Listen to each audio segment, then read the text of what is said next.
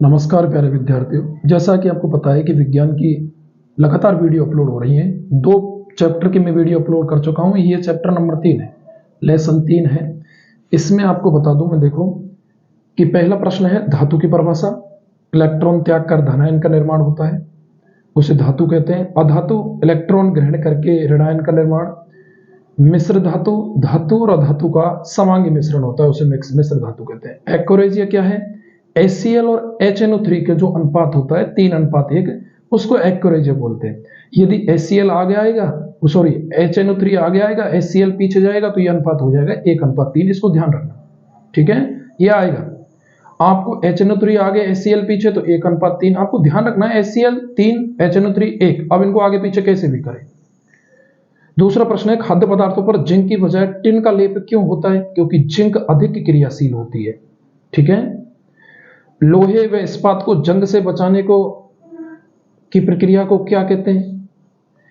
लोहे और इस्पात को जंग से बचाने के लिए पहली बात तो जस्ते की परत चढ़ाते हैं, और इस क्रिया को कहते हैं गैल्वेनीकरण, ठीक है। और इसके साथ साथ एनोडीकरण हो रहे एक पॉइंट है, इसको भी ध्यान रखना।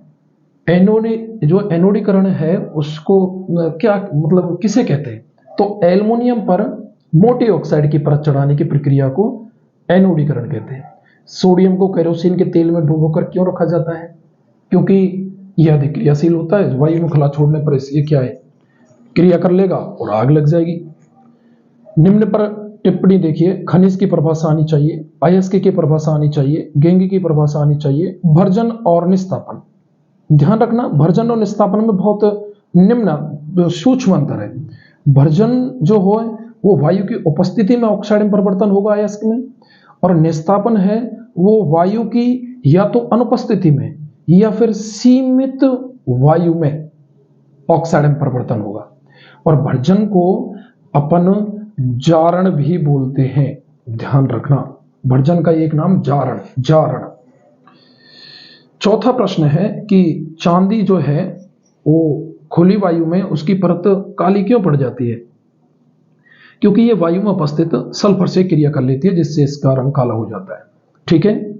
कॉपर खुली वायु में हरे रंग का क्यों हो जाता है? क्योंकि देखो जो कॉपर है वो आर्द्र वायु में CO2 से क्रिया कर लेता है, जिससे ये हरे रंग का हो जाता है। लोहे में कॉपर सल्फेट की कील को डुबाया जाता है। यह प्रश्न ऐसे आता है, लोहे में कॉपर सल्फेट की कील को डुबाया जाता है तो क्या होता है? तो लोहे में कॉपर सल्फेट की कील को जब डुबाया जाता है ना, तो होता यह है कि लोहे की कील का रंग भूरा हो जाता है, और CuSO4 इसका कारण है, क्योंकि कॉपर सल्फेट का जो रंग है वो मलिन हो जाता है, ठीक है। और एक बात और सुनो आप, इसमें एक प्रश्न और बढ़ा दूं मैं कि जो लोहा है ना, इसकी कठोरता बढ़ाने के लिए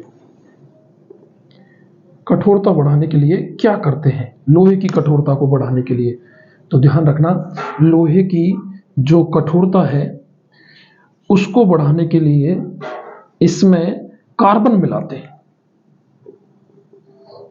और कोई परसेंट पूछे तो 0.05%, वैसे पूछा नहीं जाता। कांस्य मिश्र धातु किससे बनी है? तांबे और टिन से। पीतल किससे बनी है? तांबा और जिंक से।